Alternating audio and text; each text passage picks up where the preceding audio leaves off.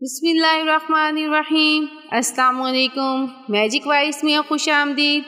آج ہم جانیں گے حضرت عزیر علیہ السلام کے بارے میں کہ ان کو کس قوم پر نبی بنا کر بھیجا گیا، اور یہ کہ وہ کون سی وجہ تھی جس کی وجہ سے اللہ تعالیٰ نے آپ پر نیند مسلط کر دی اور آپ 100 سال تک سوتے رہے، اور کس طرح اللہ نے آپ کے ذریعے تورات کی حفاظت فرمائی۔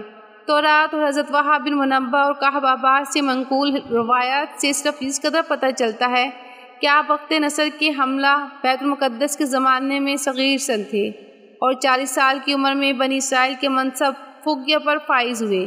اس کے بعد آپ کو منصب نبوت عطا ہوا۔ آپ اور حضرت نجمی علیہ السلام بنی اسرائیل کی رشد و ہدایت کا فرض انجام دیتے، اور اردو چیر کے زمانے میں بنی اسرائیل کی مشکلات کے متعلق تعمیر بیت المقدس کے دور کے سلسلے میں شاہی دربار میں اپنا اثر رسوخ استعمال کرتے رہے۔ بنی اسرائیل کی سرکشی اور شرارت جب حد سے تجاوز کر چکی اور انہوں نے ظلم اور فساد کا بازار گرم کیا، تو خدا نے اس وقت کے پیغمبر حضرت یرمیہ علیہ السلام پر وحی نازل کی کہ بنی اسرائیل میں منادی کر دو کہ ان حرکات سے باز آ جائیں، ورنہ گزشتہ قوموں کی طرح ان کو بھی تباہ و برباد کر دیا جائے گا۔ خدا کے نبی نے جب خدا کا پیغام ان کو پہنچایا تو انہوں نے کوئی بات بھی قبول نہ کی اور ظلم و شرارت میں اور اضافہ کر دیا، اور اللہ کے نبی سے مزاح کرنے لگے اور ان کو قید کر لیا۔ اس حالت میں بھی حضرت یرمیہ علیہ السلام نے ان کو بتایا کہ وہ بابل کے بادشاہوں کے ہاتھوں برباد ہوں گے، چنانچہ اللہ تعالیٰ نے ان کو دشمن کے ہاتھوں سزا دلائی۔ حضرت سلیمان علیہ السلام بانی مسجد اقصی کی وفات کے بعد بیت المقدس کے حاکم نے بے دینی اور بدعملی اختیار کر لی، تو مصر کا بادشاہ ان پر چڑھ آیا اور بیت المقدس کا سامان سونا اور چاندی لوٹ کر لے گیا، مگر شہر اور مسجد کو منہدم نہ کیا۔ حضرت حذیفہ رضی اللہ عنہ فرماتے ہیں کہ میں نے رسول پاک صلی اللہ علیہ وسلم سے عرض کیا کہ بیت المقدس اللہ کے نزدیک بڑی عظیم القدر مسجد ہے۔ آپ صلی اللہ علیہ وسلم نے فرمایا، وہ دنیا کے سب گھروں میں ایک ممتاز اور عظمت والا گھر ہے، جس کو اللہ تعالیٰ نے سلیمان بن داؤد کے لیے سونے، چاندی اور جواہرات، یاقوت اور زمرد سے بنایا تھا۔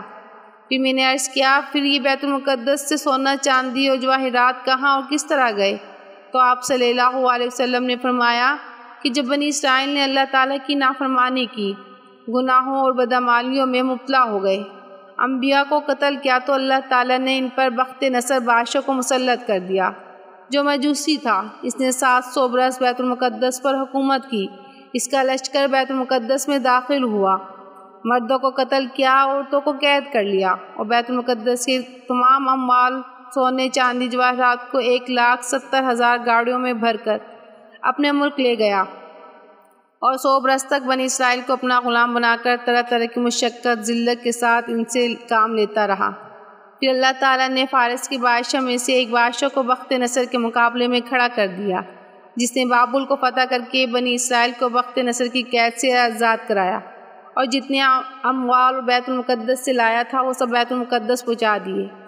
اس واقعے کو دیکھ کر انبیاء علیہ السلام کی چیخیں نکل گئی، اور وہ اسی تباہی اور بربادی میں کڑتے رہے اور روتے رہے۔ حضرت عزیر علیہ السلام اثناء سفر میں جب اس ویران شدہ بستی پر گزرے تو اس کو دیکھ کر کہ لوگ سب مر کھپ گئے، سارے مکانوں کی چھتیں گر گئی اور چھتوں پر دیواریں آ پڑی۔ اس تباہ و برباد شدہ بستی کو دیکھ کر یہ خیال گزرا کہ اللہ تعالیٰ نے اس آبادی کو دوبارہ کس طرح زندہ کرے گا۔ بہرحال جب حضرت عزیر علیہ السلام اس ویران شدہ بستی پر سفر کرتے ہوئے گزرے تو آپ کے پاس ایک گدھا تھا جس پر آپ سوار تھے۔ کچھ کھانے پینے کا سامان ان کے پاس تھا، اور یہ سامان انجیر، انگور اور انگور کا شربت وغیرہ تھا۔ بستی کو دیکھ کر یہ خیال ہوا کہ دشمنوں نے اس کو بالکل تاخت و تاراج کر دیا ہے، اب یہ کس طرح آباد ہوگی۔ اس خیال کے بعد آپ نے یہاں قیام کر لیا۔ آپ کو نیند آ گئی، اسی حالت میں اللہ تعالیٰ نے آپ کی جان قبض کر لی۔ جس وقت آپ سوئے تھے تو وہ وقت چاشت کا تھا، اور جب دوبارہ آپ کو اللہ تعالیٰ نے زندہ کیا تو دن کا کچھ حصہ باقی تھا۔ آپ سمجھے کہ اگر کل سویا تھا تو آج ایک دن بعد آنکھ کھلی ہے، اور آج ہی سویا تھا تو ایک دن سے کم ہی وقت گزرا، حالانکہ 100 سال کے بعد دوبارہ زندہ ہوئے۔ زندہ کرنے کے بعد اللہ تعالیٰ نے بالواسطہ جبرائیل علیہ السلام یا براہ راست ان سے دریافت کیا کہ تم یہاں کتنی دیر رہے ہو، تو انہوں نے اپنے خیال کے مطابق عرض کر دیا کہ 1 دن یا اس سے بھی کم۔ اس پر ارشاد ہوا کہ تم اس حالت میں 100 برس تک رہے ہو۔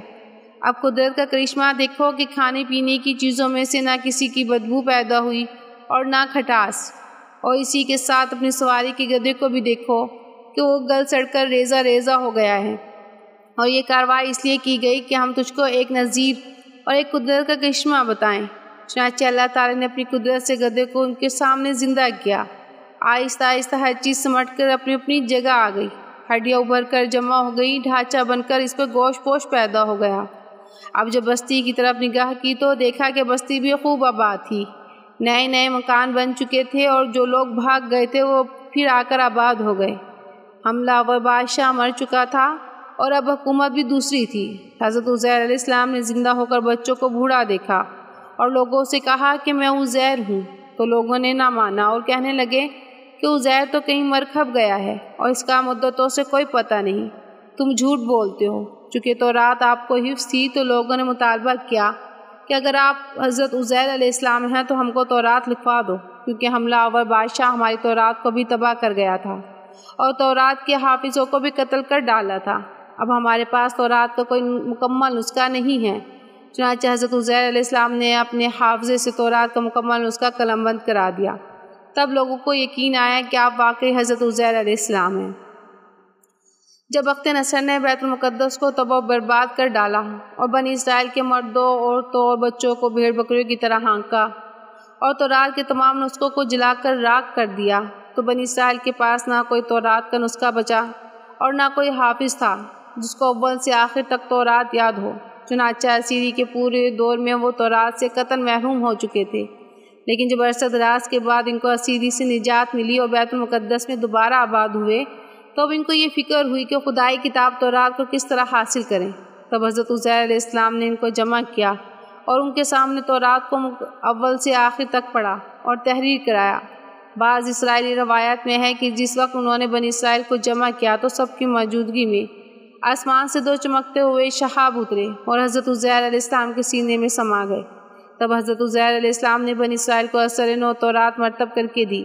جب حضرت عزیر علیہ السلام اس اہم کام سے فارغ ہوئے تو بنی اسرائیل نے انتہائی مسرت کا اظہار کیا اور ان کے قلوب میں حضرت عزیر علیہ السلام کی قدر و منزلت 100 گنا بڑھ گئی، اور آہستہ آہستہ یہ محبت گمراہی کی شکل اختیار کر گئی کہ انہوں نے اسی طرح حضرت عزیر علیہ السلام کو بیٹا مان لیا، حضرت عزیر علیہ السلام کو خدا کا بیٹا مان لیا، جس طرح نصارہ نے حضرت عیسیٰ علیہ السلام کو ابن اللہ تسلیم کیا تھا۔